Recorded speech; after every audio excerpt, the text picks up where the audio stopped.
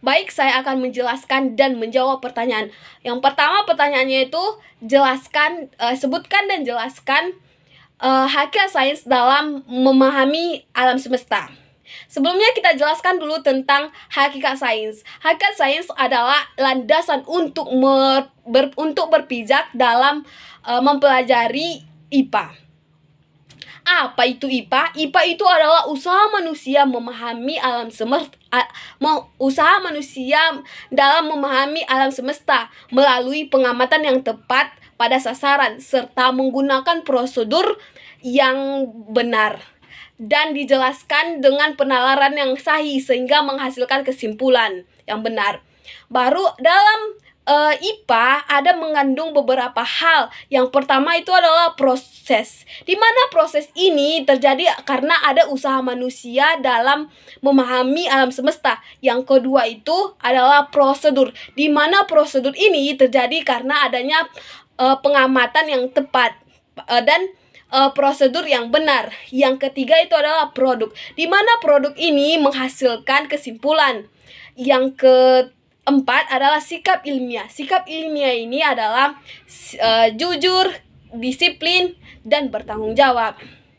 Baik, saya akan menjelaskan tentang pengertian IPA. Pengertian IPA adalah ilmu yang mempelajari tentang fenomena yang terjadi di alam semesta. Dan ada juga menurut kurikulum IPA sekolah dasar. IPA atau sains mencari tahu tentang alam semesta secara sistematis untuk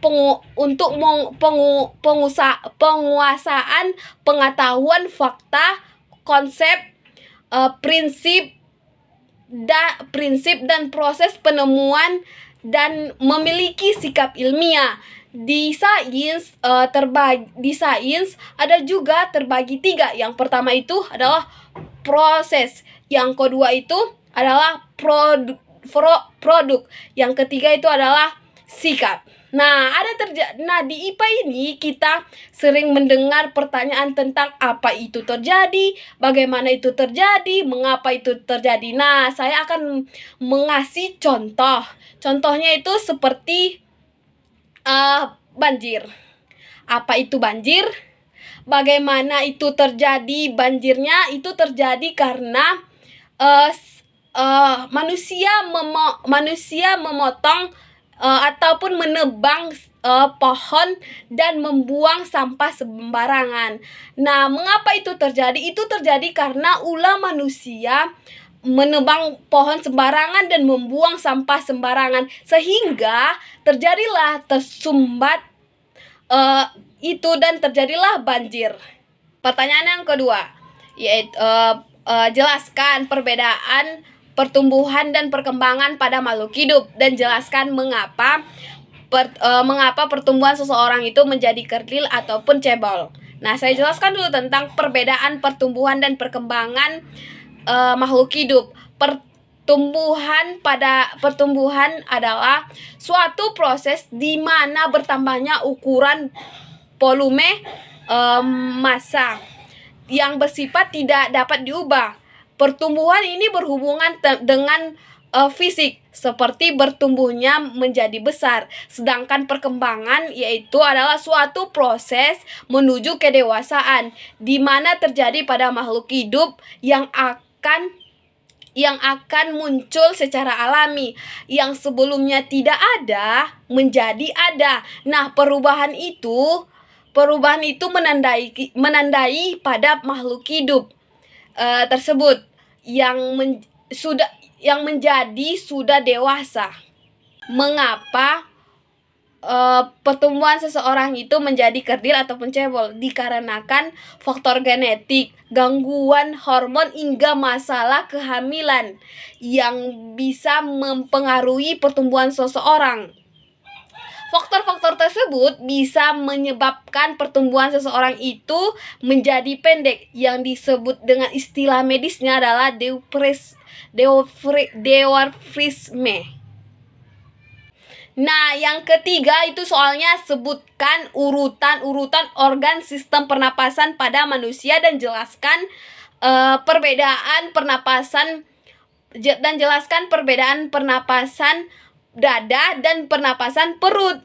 Nah, urutan-urutan organ sistem pernapasan itu yang pertama itu adalah hidung ataupun rongga hidung, yang kedua paring, yang ketiga laring, yang keempat trakea, yang kelima bronkus, yang keenam paru-paru. Nah, sedangkan perbedaan pernapasan dada dan pernapasan perut yaitu perbedaannya pernapasan dada itu mekanisme menggunakan otot tulang rusuk, sedangkan pernapasan perut yang menggunakan diafragma, yaitu di antara rongga dada dan perut. Nah, pertanyaan 4 itu saya akan mengulang tentang ikan lele, di mana saya mendapatkan hewan ikan lele.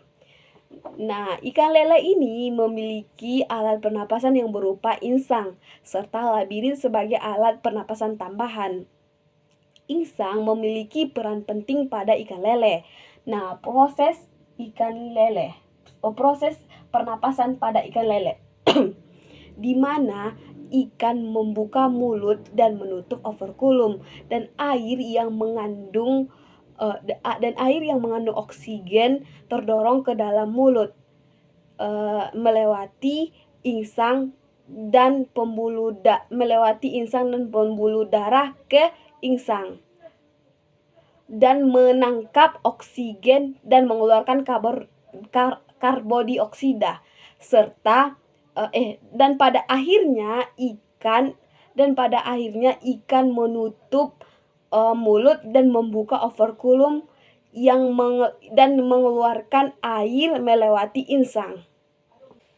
Bagian-bagian ataupun fungsi dari ikan lele. Nah, yang pertama itu bagian dari kumisnya.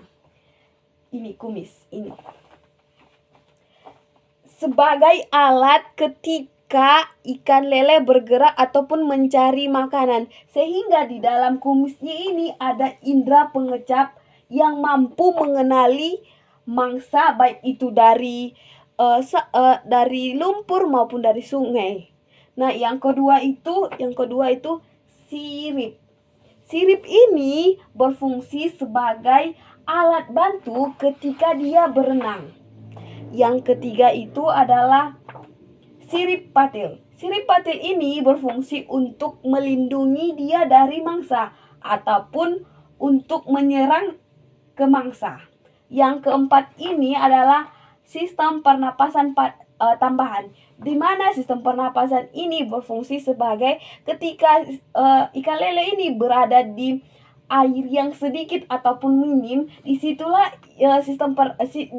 alat pernapasan tambahan itu berfungsi.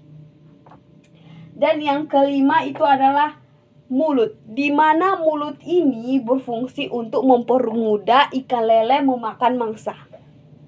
Soal yang kelima yaitu organ pencernaan pada manusia bisa terganggu ataupun tidak berfungsi akibat adanya kelainan yang terjadi. Apa yang terjadi ketika sistem pencernaan pada tubuh kita tidak berfungsi dan apa tanda-tandanya? Nah, kelainan itu biasa terjadi dari faktor luar seperti makanan yang beracun, infeksi, bakteri, dan makanan yang biasa biasa salah. Sistem pencernaan pada tubuh kita yang tidak berfungsi. Nah, sistem pencernaan yang tidak berfungsi akan menyebabkan ketika kita makan sesuatu akan sulit dicerna. Disitulah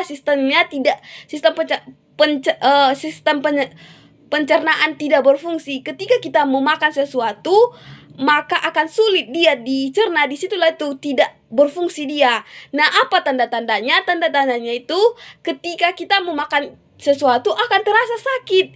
Disitulah tanda-tandanya bahwa sistem pencernaan kita tidak berfungsi dan tanda-tandanya itu terasa sakit. Yang keenam, jelaskan mengapa otot disebut dengan alat aktif, sedangkan rangka disebut dengan alat pasif. Dikarenakan otot dapat menggerakkan tubuh manusia oleh otot itu sendiri, sedangkan rangka tidak dapat bergerak tanpa bantuan otot. Dalam menggerakkan tulang, melainkan rangka, bukan hasil pergerakannya sendiri, melainkan gerakan otot. Yang ketujuh adalah soalnya pena, arteri, dan kapiler. Jelaskan fungsi dan struktur dari ketiga pembuluh darah tersebut. Yang pertama itu pena. Pena itu berfungsi sebagai mengembalikan darah ke jantung, sedangkan arteri berfungsi sebagai mengangkut darah ke jantung, dan kapiler berfungsi sebagai mengelilingi sel dan jaringan tubuh untuk mengantarkan dan menyerapkan oksigen, nutrisi, dan zat lain-lainnya. Struktur pembuluh darah ada 3. Yang pertama itu adalah arteri, yang kedua itu adalah pena, yang ketiga itu kapiler, di mana arteri ini merupakan pembuluh yang membawa oksigen dan nutrisi ke jantung, sedangkan pena yaitu pembuluh yang membawa karbodioksida dan zat sisa metabolisme ke jantung, sedangkan kapiler adalah yaitu pembuluh yang mengantarkan dan menyerapkan oksigen, nutrisi, dan zat lain-lainnya.